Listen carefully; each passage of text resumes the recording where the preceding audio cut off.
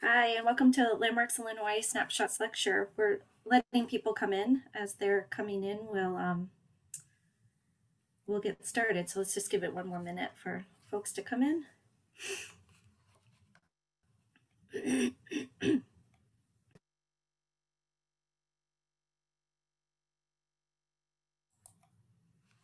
Hi, I'm Suzanne Germann, and I'm the Director of Reinvestment for Landmarks Illinois. Let me get my screen going.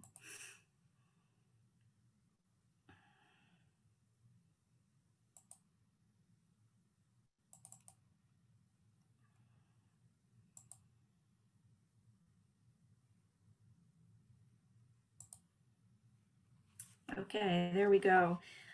First, I am Suzanne Germann. I'm the Director of Reinvestment for Landmarks Illinois, and I want to thank our dedicated members and supporters. Our impact is a direct result of your contributions to Landmarks Illinois. This includes our very generous sponsors of Preservation Snapshots, and also includes our remarkable list of annual corporate sponsors who are here on the screen. If you see anybody there that you want to just reach out to and thank and support, please do so. As many of you know, we are a membership organization. If you're not familiar with us, we are a nonprofit, non-governmental, membership-based organization empowering people to save special places throughout the state. Consequently, this support is essential to our success. If you're not currently a member, I hope that you'll consider joining today at landmarks.org, which is at the bottom of your screen. And just some housekeeping. This presentation is being recorded and will be available on our YouTube channel. You can also find a lot of interesting things on our YouTube channel, as well as by joining us on social media, and you can join to get our e-blasts as well at landmarks.org. Some upcoming events. Our Skyline Council will be hosting a trivia night in January. We don't have the specific dates yet, but this, as many of you know, is a super fun, very competitive evening of trivia that's focused on historic preservation, architecture, Chicago history, sports, and pop culture. And the winner always takes home a pretty awesome prize. Today's Snapshots lecture is our last presentation this fall, and we will resume again in the spring of 2023, and we have some great things lined up for those lectures. Today's lecture is Economic Development in Illinois' Commercial Corridors. And this is going to be a panel discussion, so at the end, feel free to use the question and answer so that we can get any of your questions answered by our three panelists. And this kind of came to be in looking at some themes that were coming up. It initially came up in looking at our awards nominations that hopefully many of you participated in the awards ceremony, either in person or virtually. If you missed it, you can go to our YouTube channel and see it there. But you'll see that one of our speakers is an award winner. But one of the things that we were seeing are revitalizations along commercial corridors.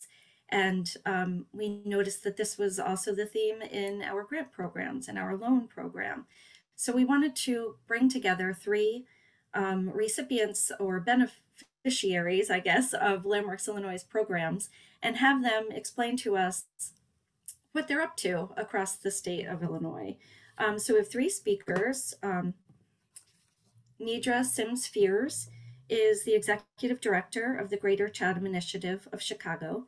GCI supports housing stability, business and workforce development, and public safety in the Auburn Gresham, Avalon Park, Chatham, and Greater Grand Crossing neighborhoods.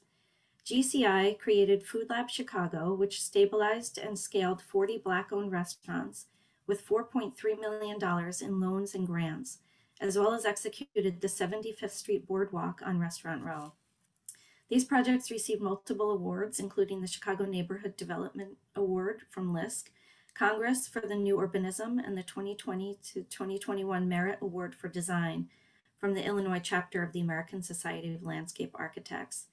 GCI has also marketed the Chatham neighborhood to attract new residents with a 2% population increase between 2010 and 2020. Previously, Nedra financed low low and moderate income housing for Fannie Mae, the City of Chicago, and Community Investment Corporation.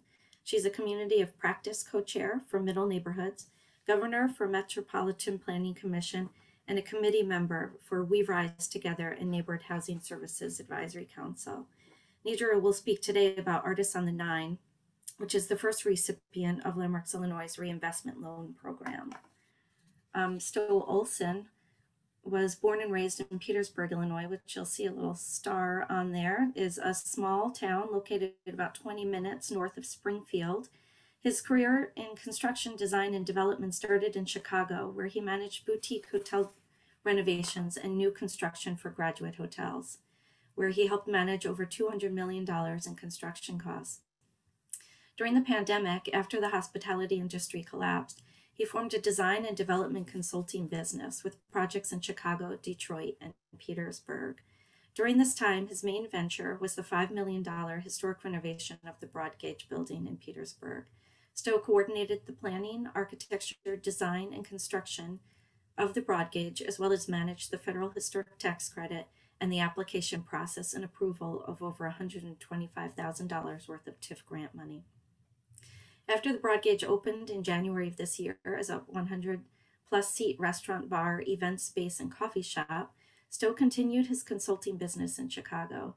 After a brief hiatus from Broadgauge, he returned as its general manager, and the Broadgauge was recently honored with a Preservation Award.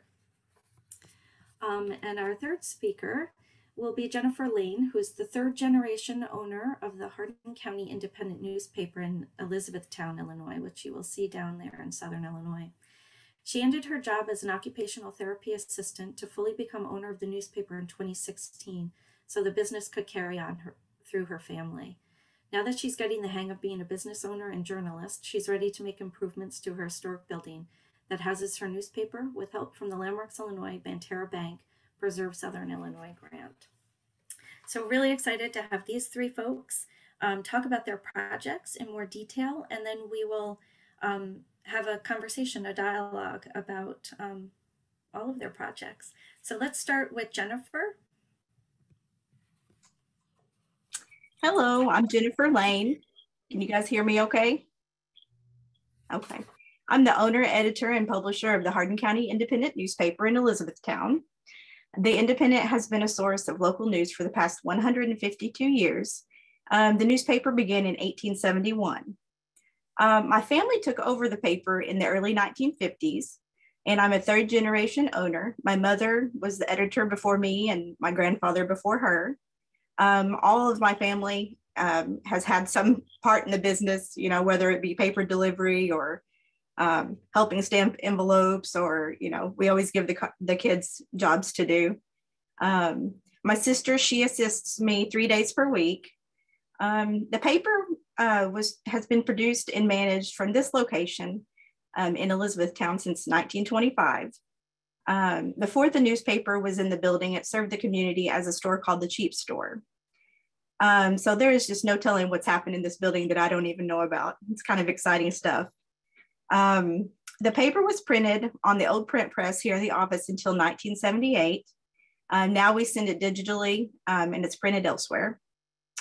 The building, which was built in 1884, is a significant fixture in the business district of this Ohio River town, but it equally serves the entire county of Hardin and the surrounding river communities. But our paper is mailed out to subscribers in almost every state. People of this community love the newspaper. They enjoy the nostalgia of the newspaper office. You know, you could still smell the old print press when you come in on certain days. Although this building has a lot of repair needs, electrical upgrades have been in the immediate forefront. And actually, if you can see me, sometimes in the background, you'll see my power flicker because we still haven't been able to get it fixed. So these fluctuations that we have in the electricity can cause a fire or loss of equipment due to power failures. So one of the electrical issues that we have has to do with like the neutral. I don't know all the technicalities of it, but the power can be stronger in one room or one side of the building than the other. So we often can look like we're doing some sort of juggling act trying to, you know, keep the lights on in one room or turn lights on and off to get more power to another room. It's just been really nerve-wracking and crazy around here. We had a very hot summer because running the air conditioner posed a risk. You know, every night we would turn things off and unplug everything that we could so that, you know, we could reduce the chances of a fire in the building. We did 2 small appliances already fried and hit the dust, even though we've, you know, tried to prevent that. My nerves might have been fried this summer too. But, and now at this time, we still haven't got the electricity fixed. The electrician is very busy right now. So we are cold. It's 40 degrees outside today, and we're running a back furnace that seems to be doing okay. But, you know, my nerves are kind of on edge with it. So I'm somewhat warm, but pretty cold actually. But I'm going to be using the 2,500 Banterra Bank Preserve Southern Illinois matching grant from Landmarks, Illinois to make the upgrades. Because we are a newspaper and we obviously aren't rich, we had to borrow money from Banterra Bank to match the grant. Being named as a grant recipient inspired us to make other improvements to the building too. And so we borrowed a little bit of extra money. So we've already replaced a door and a window. We installed a water hose outside. We've sealed sections of the roof. We fixed some plumbing in the basement, and we repainted the trim on our building from blue to black. So we have some other plans that we're going to do. We hope to replace some floor joists, repair the brick under some windows, remove plaster to expose the brick, clean up the upstairs. The list can just keep going, but I don't want to get too overwhelmed. But the main thing is that we want to continue serving the community through our local newspaper and preserve the structure and history of the building that we create the newspaper in. And we are so grateful for this grant. And like I said, it has inspired us to do other improvements to the building, and the community's noticing it, and they stop in and say, oh, we love the improvements. Thanks for making our town look better. So this grant not only helped us financially, but it also inspired us to do more.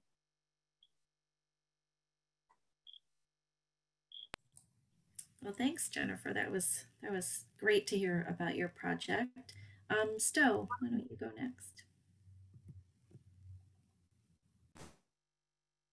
Hey there, everyone. We're going to test Suzanne's slideshow ability, bouncing back and forth here. As Suzanne said, my name is Stowe Olesen, and I was the development manager for the construction phase of the Broadgauge project, and am now currently the general manager for Broadgauge's restaurant, cafe, and event operations. Because this event is focused on our projects and the impact they have on our communities, I would like to start off with a brief history of the town of Petersburg and Broadgauge. Petersburg is a small town of 2,500, 20 minutes north of Springfield, as Suzanne said in the intro. Established in 1833, it is most famous for Abraham Lincoln living out his teenage years in the adjacent village of New Salem, now New Salem State Park. The town was even surveyed by Lincoln in 1835. Petersburg is filled with 19th century architecture. The amount of large Italianate and Queen Anne style homes that define the town show the amount of wealth that was flowing into Petersburg after the Civil War. One example of this wealth was the banker and merchant John Brown, who built Broadgauge in 1872. A dry goods store, Broadgauge was said to have the largest stock of merchandise in Illinois outside of Chicago at the time. Coming on hard times, Brown would sell his building to the Shirting family in 1890. In 1915, the facade would be renovated from a 3-bay to a 2-bay storefront, which can still be seen today. The Shirtings continued to use the building for commercial use, with numerous types of businesses coming and going. One of those businesses was the Robbins Company, who would occupy the building in 1939 and purchase the building in 1950. The Robbins Company would operate a successful clothing and shoe store until 1998. After the Robbins Company, the Winchesters purchased the building and established Estep and Associate Mercantile and operated the store until 2020. In October of 2020, Douglas Pope purchased the building with only the vision of creating a place where the community could gather. Our team considered a few options, but came to the conclusion that a restaurant would do well on the square. Seeing the amount of residents and non-residents coming to Petersburg because of other local businesses like Hand of Fate Brewing Company gave us the confidence this idea could work. And we started construction in November of 2020. As with any historic renovation, there are many challenges, and during the pandemic, there are additional challenges. Supply chain issues and cost increases plagued the project from the beginning. Even with these headwinds, we were able to complete the project in about 15 months with a final cost of $5 million. We were actually very lucky with the physical condition of the building. For the last 150 years of the building's existence, there has never been no one not in the building, so it's never been vacant, and all of the owners took pretty well care of it. Besides a few modifications here and there, the original woodwork along the stairs and the mezzanine were in great shape, and the vast majority of the hardwood floors were salvageable. Both of the ceilings in the dining room and ballroom were original and needed minor repairs.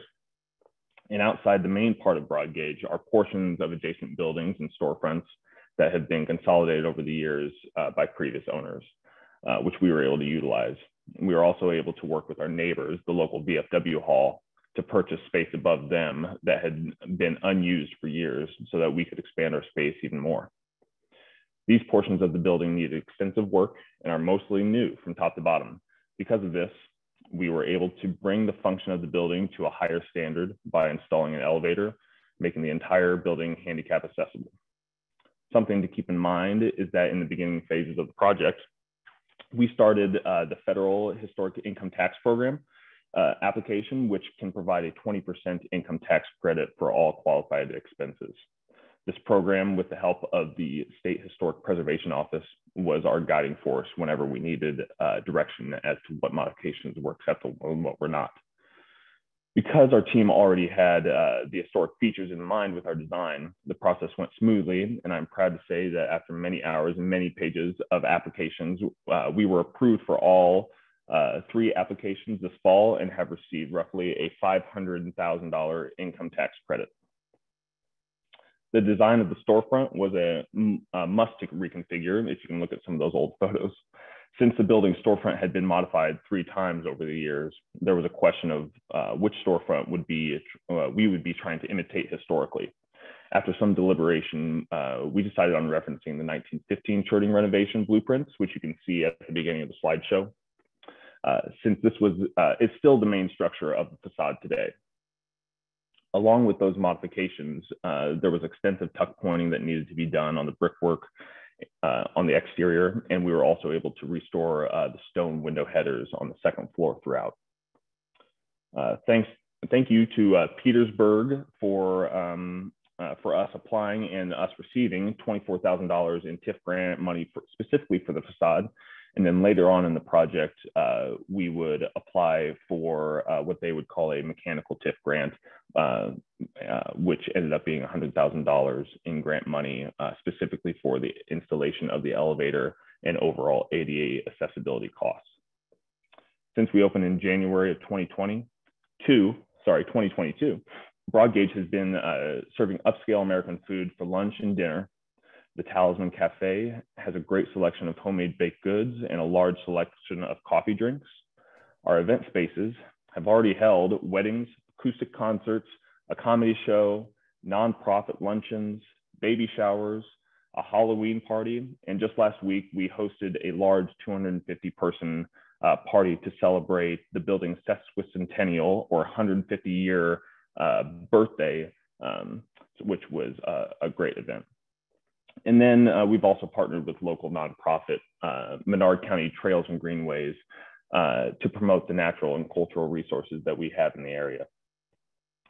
Now that we are closing in on our first year open, I think it's safe to say that Broadgauge has become that gathering place for the community that Douglas envisioned, and hopefully it will be for years to come. I have many more stories about the construction phase of the project and look forward to answering any of your questions. Thanks. Thank you, Stowe. Nedra, can you tell us about your project? Sure. Again, Jennifer and Stowe, really great work, inspirational. So I'm Nedra Sims-Fears. I'm the Executive Director of the Greater Chatham Initiative, and we tackled a historic storefront in Chatham. Chatham is one of the 77 neighborhoods in the city of Chicago that has about 40,000 people. It was mature by residentially mature by the 1920s, and it is a historic district. You want to go to the next slide? So as indicated earlier, we focus on 4 communities. We have a strategic plan, and a part of that plan is to do corridor development. Next slide.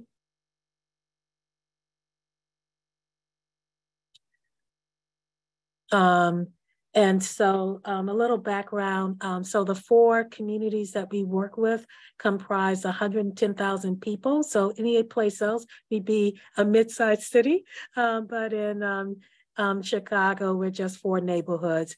We have over 7,500 firms that employ about I made an error, that employ 51,000 people and generate about $719 million in annual sales. The Federal Reserve Bank of Chicago thinks that we're one of the, based on place-based assets, one of the wealthier African-American communities in the Midwest. So we have a lot to work with. Next slide.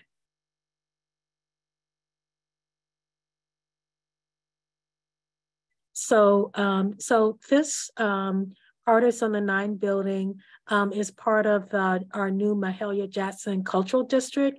It runs on 79th Street, that runs east and west, and it starts at State Street and goes to Cottage Grove Avenue, and it's 1 mile. And so it's anchored by 3 entities, Mahalia Jackson Court, a Whitney Young Library in the middle, and then Artists on the Nine on the east. Next slide.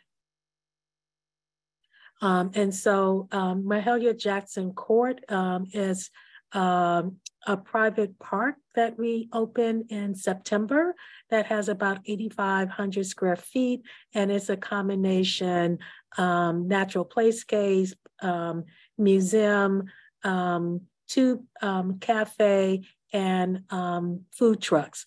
And so that anchors what's going on the west side of the corridor. Next slide. And then Artists on the Nine is the building that we're very pleased that we got a lot of technical assistance and financing from Landmarks. It is part of a 2-block artist district that we are have ramped up, and that we have 2 artists there, Kristen Williams and Anthony Sletcher, and they do great work. And we just added a new artist that I'll talk about a little later. Next slide. And so this is what the building looked like prior. You can see, so this is a historic building in a historic commercial corridor. The storefronts had been really, let's say, repurposed, the windows. And the inside was, it was originally a storefront, and it was made into an office. You can see the picture on the right. Next slide. Okay, and this is what it looks like afterwards. And so Landmarks was really pivotal in helping us select the windows that were historically accurate, and really the storefront is just filled with wonderful light. And so it's a good call to make everything as it was originally. It's a beautiful space to be in and to walk by. Next slide. And these are interior pictures. We have 2 maker spaces, and you can see artists kind of in the common gallery space, and over to the right is one of the maker spaces, Anthony Schletcher's space. Next slide. And so I'm a former banker, so always with the numbers. So again, we're very thankful that Landmark Preservation gave us interim construction financing for $110,000. The total development costs were $188,000. We received 72% from a City of Chicago planning grant. And then we received $41,000 from Pangea Care, which is a foundation of the landlord. So we were able to get the landlord to participate, and then we covered some of the funds. And so that's kind of what it took cost. We blessedly, unlike you, Stowe, we did this before the pandemic, just by the skin of our teeth. And we still had cost overruns with the windows. So, whew, you know, $5 million projects are a whole nother beast. And this was enough of a project for me. Next slide. Okay, and so what we're doing now is making the building into a holiday pop-up. We received some funds from the City of Chicago to where they are encouraging small vendors to do holiday pop-ups. And so we took the front half of the 735 building, which is the building over on the right, and it is now rented to an organization called Pigment International, which is a local firm nonprofit that promotes Black fine artists. And so we'll have 5 to 7 artists in the front of the store. And then we had an annex next door, which we cleaned out and made it into a pop-up space for, again, about 7 vendors. We work extensively with an architectural firm, Pruitt Sexton. They're one of our champions, and they did this design of having the holiday greens and lanterns, and we're in the process of putting those up now. So we'll have this look through mid-March. Next slide. And that's pretty much sums it up. I thank you for your attention, and very appreciative to all of our sponsors.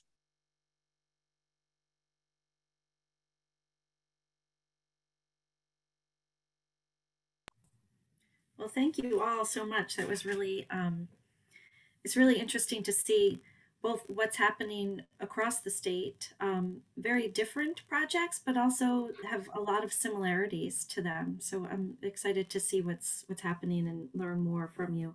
And just a reminder to everyone that this is a panel discussion. So use your question and answer tool at the bottom or the chat feature to let us know what you want to hear from our speakers today. But I'm going to get us started with a couple questions, and then I'm also going to have the panelists talk to each other and ask each other questions about their projects as well. So what would each of you say, you know, in looking at those, you all seem to overcome a lot of challenges, but what was the thing that rises to the top as the biggest challenge? Was it something that, you know, getting workers to come in, finding the right people? Is it the financing? Is it local support? What was it in your community that you found to be the biggest challenge? Jennifer, why don't you start us off? You're on mute. Financially would be number one for us. You know, like I said, we are a newspaper. Newspapers, you know, don't make a lot of money.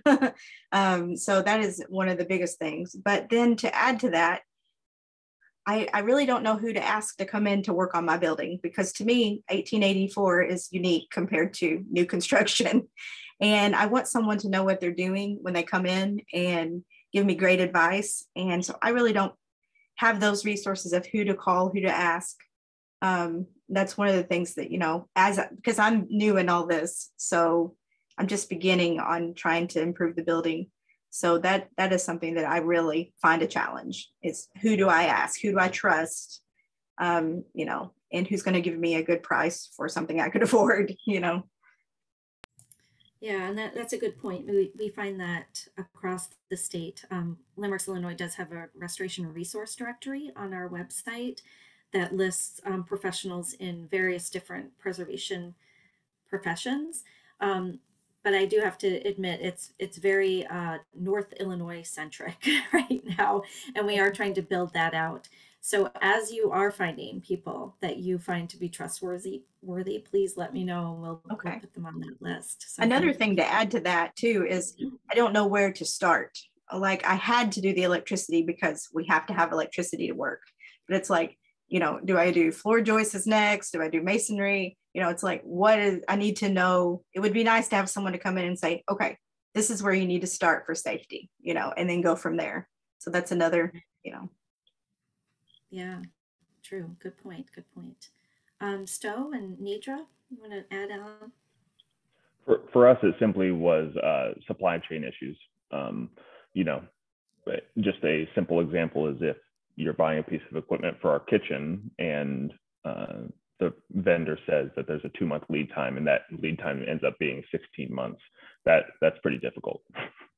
And so, you know, overall pandemic related issues were probably our biggest challenge to overcome, especially in the time frame that we were trying to do our project in. And do you think that those would be issues without the pandemic, or do you think that was very pandemic specific? I believe it was very pandemic specific. Once manufacturers stopped manufacturing goods, but we're still selling them, it took quite a while to re-up their stock to be able to sell. Yeah, and Nedra. Our biggest issue was finding a project manager. We really needed an owner's rep. That's the only way. We're a small staff. We don't have more than 5 to 6 people, and the project, when it needs you, it needs you, and it always doesn't correspond when it is a good time for us. And so having an owner's manager really made the difference between, let's say this, it was catalytic, propel the project, and just made sure everything got done when it was needed. So I would say that was probably the biggest challenge. The second is just, we appreciate getting the grant from the city of Chicago. There were kind of always hoops to jump through to get that done, and the paperwork takes a while. So I would say that was the second, and the third was the windows, having to reconfigure the windows so that they have that historical nod.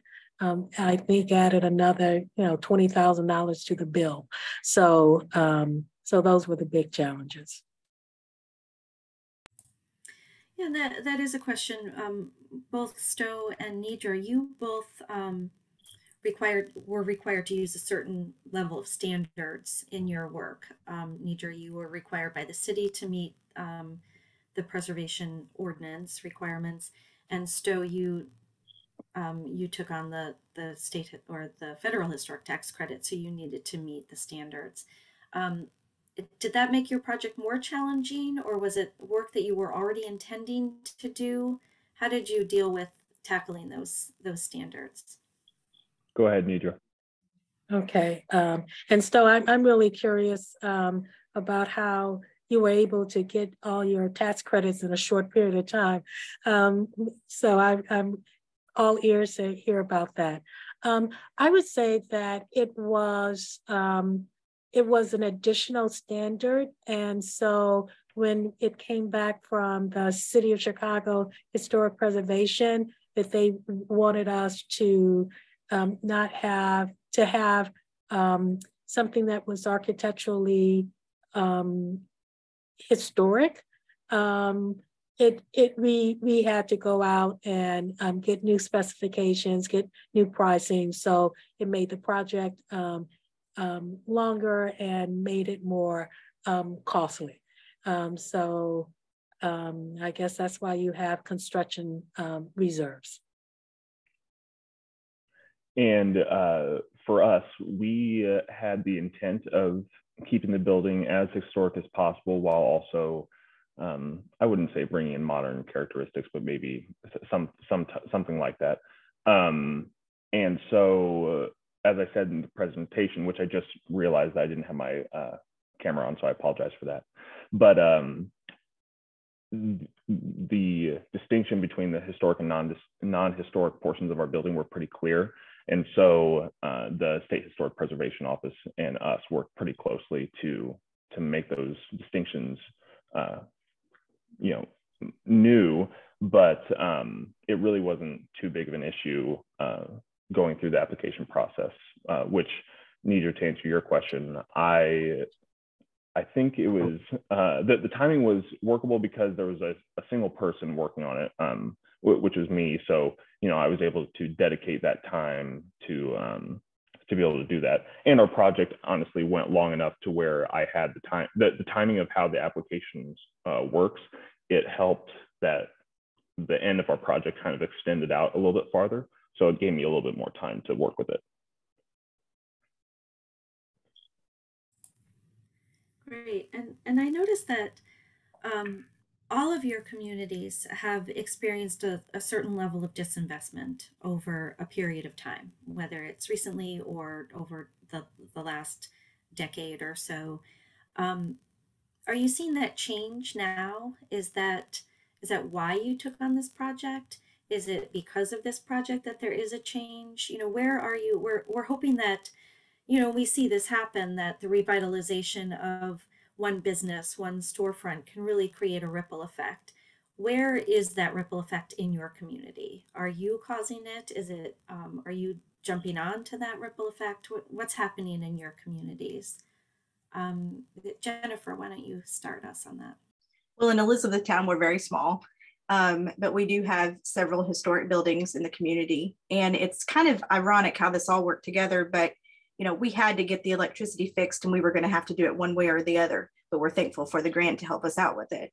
But also in our town, several of the buildings have been sold recently, and they're actually a lot of them are from people that are around from here. So there are people that evidently have money and I'm already seeing a lot of changes that they're making to their buildings. And it's kind of inspiring to see all of us kind of doing things at the same time. So while I had to get the matching grant money for the electricity, now we're doing on the other projects to help improve our building too. And I think that, I don't know that necessarily any of it's related, but we're all kind of seeing the change and we're glad and proud of it. And it's going to make Elizabethtown look a lot better.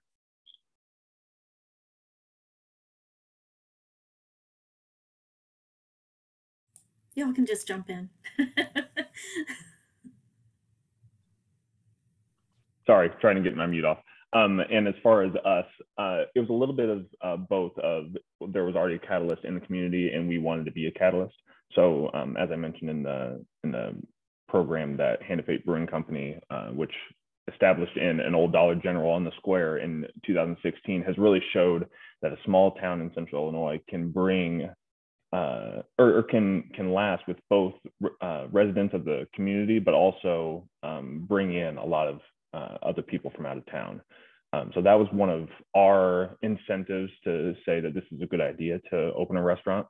And then also for us, I think showing how you can utilize the TIF program that we have here, which was probably established closer to 2015 and really hadn't been used until now. And now there's about a handful of businesses along the square that are utilizing it now. So that's great.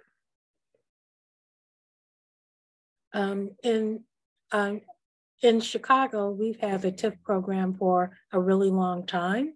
And so it's been a well-used tool in the toolbox.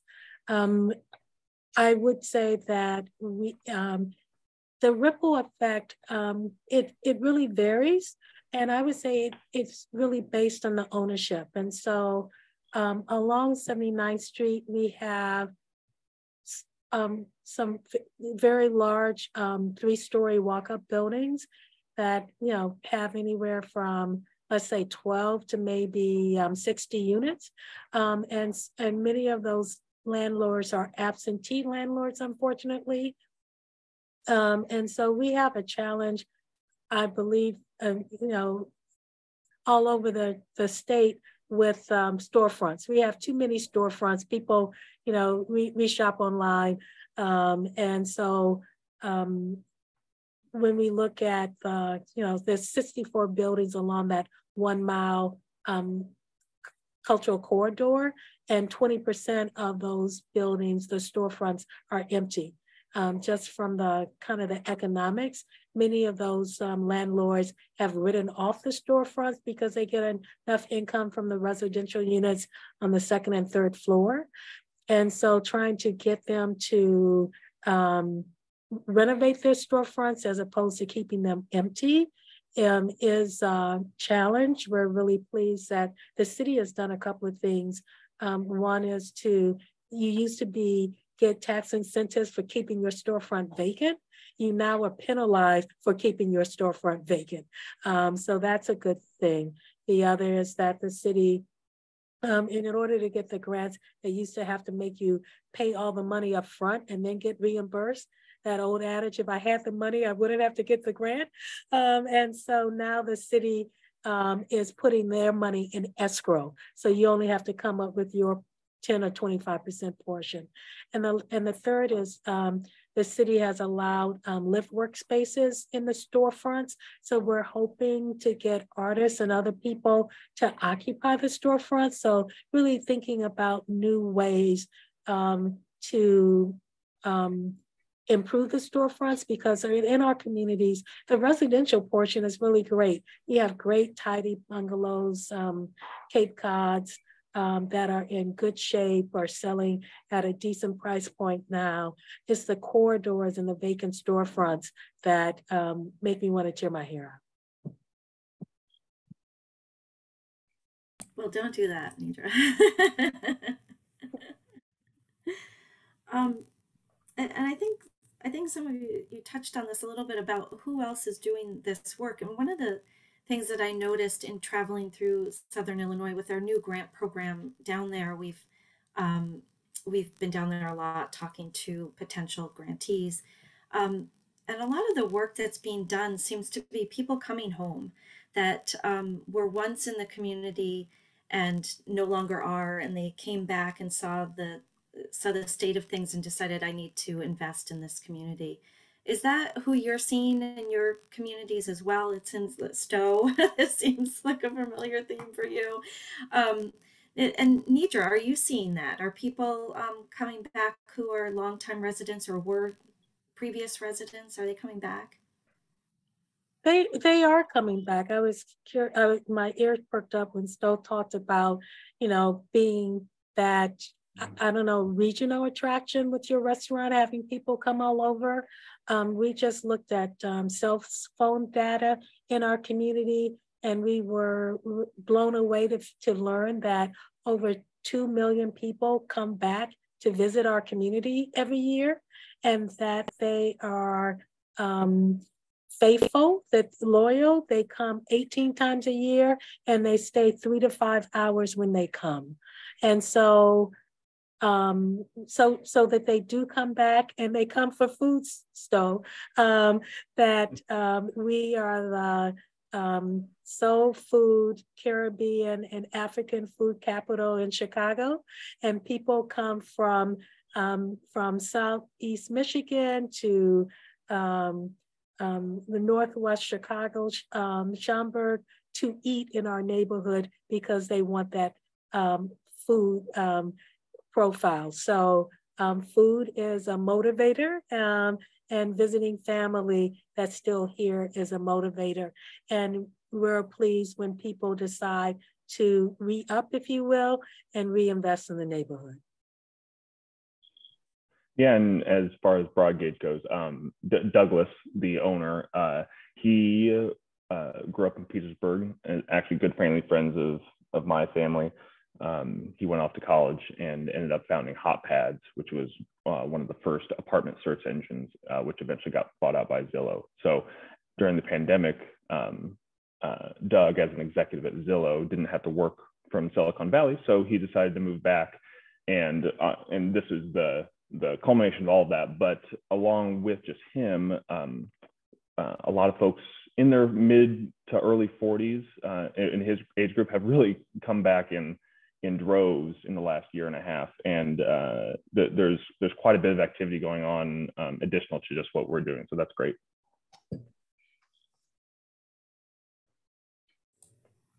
And Jennifer, are you seeing that as well down near you? Actually, being, the owner and the editor of the newspaper, I hear from people that once lived here but now are away from here. They write us almost, every time they renew their subscription, and they talk about how they miss home. As far as like the growth in Elizabethtown, it seems like the people that are starting new businesses here or cleaning up the old ones, they're not originally from here, but they are around in like Southern Illinois area. So maybe not originally from Elizabethtown, but the census says our population is decreasing here in Elizabethtown, but our school just got 40 new families. So, it's hard to tell. But I'm just glad that we're seeing some improvements. And, a lot of people come here because we have the Shawnee National Forest. Garden of the Gods may be an area that you all have heard of. We have I don't know the statistics on it, but that is our main thing, is the tourism. It's quiet here. We've got the river, the whole Ohio River, people boat, bowfish, people come here for deer hunting. So people come here to relax, usually. Not you. No, I'm never relaxing. All right, so these projects that were all have some sort of link to Landmarks Illinois, whether it was a grant or a loan or an award. Has any of that, what has that triggered? Has there been an uptick in economic development? Have people noticed that it's, what we're putting into it? And has that brought you any kind of acknowledgement and recognition? And what has that meant for your project and potentially future projects? Anyone can jump in. As far as the Driehaus Award, it kind of amazes me. It really is quiet down here, because Driehaus is, for Landmarks Driehaus Award is based out of Chicago. I feel like the communication doesn't get all the way down to Central Illinois and probably Southern Illinois for Jennifer. So right now we're blasting it out on social media, trying to hype it up, and hopefully the word will get out about Landmarks Illinois and the Driehaus Award in general. I know in my case, I have the newspaper, so I've definitely had it I've had a story in the newspaper about it. And I also plan to do a follow-up with when the electrician comes and maybe take some pictures and maybe help his business out a little bit for coming down. But I've been reaching out to different business owners about the grant, and I know some projects that are going on that they've been raising money for several years, like a new roof in Rosaclare. And, I'm just sharing the word too, and trying to help people understand the importance of it and how it really helps. Great.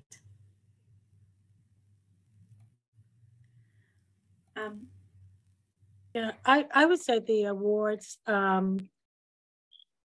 so that it's good among the community development kind of community. But what I also think it says is that our neighborhoods are important, that we provide, quality, beautiful work that's, modern and has ADA accessibility. And I think that that's important to be that flag bearer of excellence and beauty, because I have a undergraduate degree in interior architecture. People may not be educated, but everyone knows beauty, and they know things, communities, buildings that reflective of the community, that is in good repair, where they want to come. What we get from our community over and over again, they don't want to go downtown. They want things in the community, and they want lovely things in the community. And I believe that the Excellence Awards for bringing a little bit of quality and beauty just makes people realize that they deserve it, we deserve it, and that, and particularly I would say that the historic, that it is worth preserving. Well, that's what we like to hear. I'm looking through the chat for some questions, and first of all, there's a lot of information in there that Jennifer. There's some information sent to you about. Yeah, I saw that. Directors, so that's it. We'll save that and send that to you. One of the questions is about TIFs. It says TIFs are wonderful to receive assistance offsetting property development, but were you able to take advantage of enterprise zone funding for short-term property and sales tax abatement? Did it even exist in your 3 diverse communities?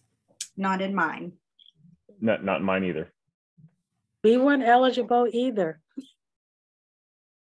I mean, it's in our community, but it's not along the commercial corridors, which is really a shame. They carve out the areas that are probably the most robust. And those are the areas that need it. I mean, so it was just odd that it was a carve out, but we couldn't take advantage of.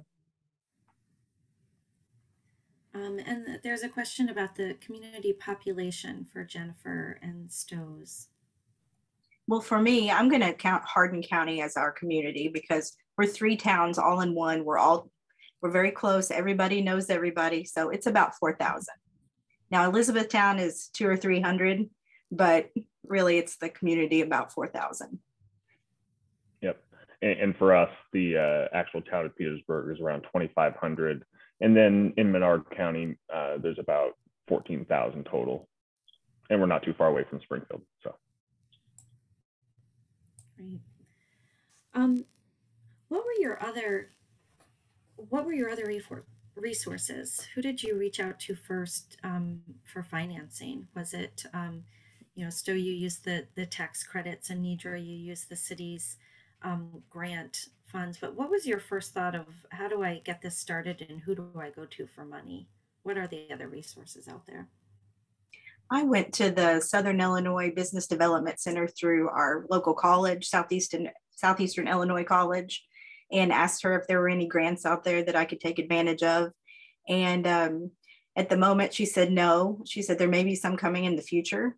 And she actually recommended that I do a GoFundMe at first because people love our, business so much, and they feel like it's such a big part of our community. Since I am a business owner, I just didn't feel right by doing that. So actually, I saw the press release for the landmarks. I guess it was a kind of like an announcement in Marion, Illinois, and it kind of caught my attention. And then I got the press release to be put in our newspaper. So then I'm like, hey, I think I might be able to take advantage of this.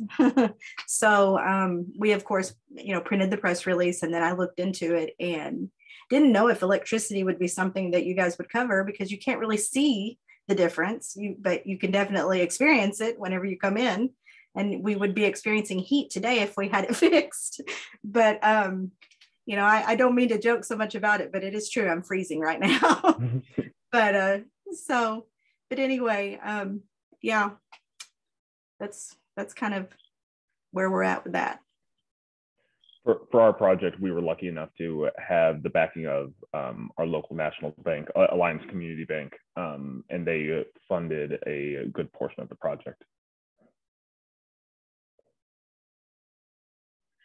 We went to a couple of CDFIs in our community, IFF,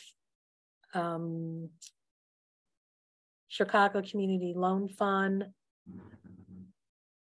and Providence Bank.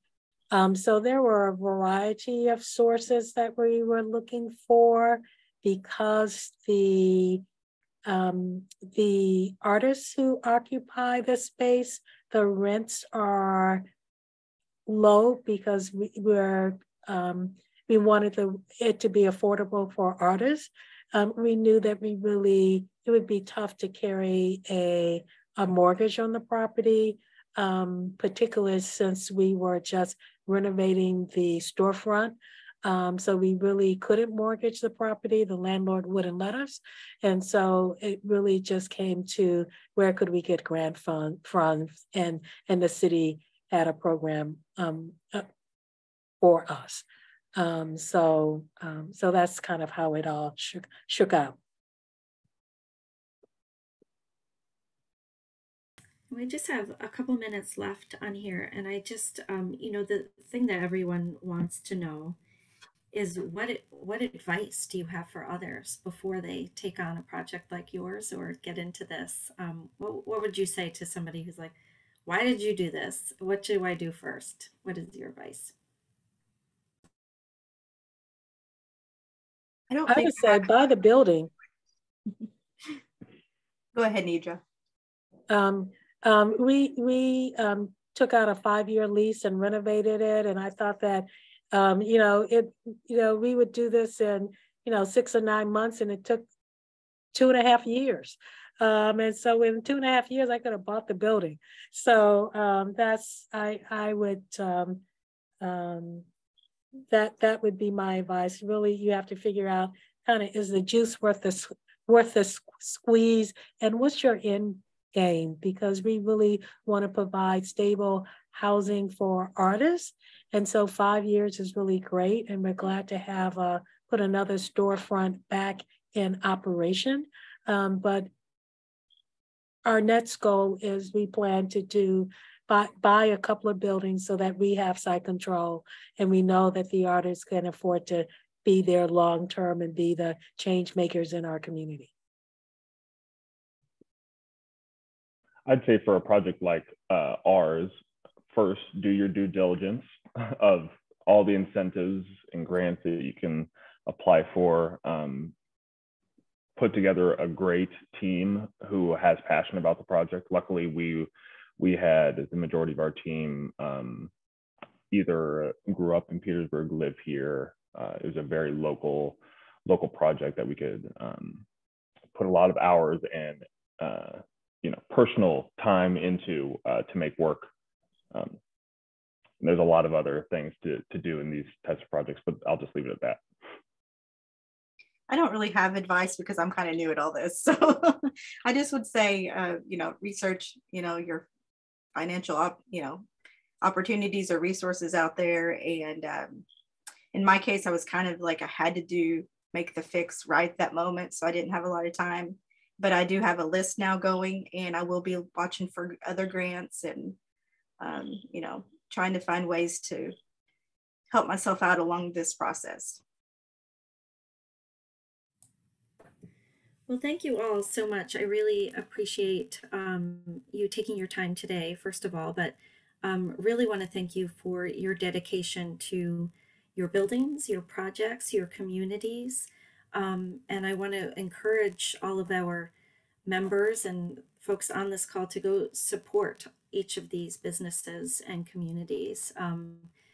Shawnee is an amazing place to go. So while you're down there, drop by Elizabethtown, say hi to Jennifer. You can't miss her. She's right downtown. I've heard amazing things about Stowe's restaurant, the Broadgauge. And obviously Nedra has a lot going on that she talked about today. So pop on down to her pop-up. So I want to thank everyone for joining us today, and especially our panelists. And I look forward to see what you're up to next. Thanks so much. Thank you. Thank you.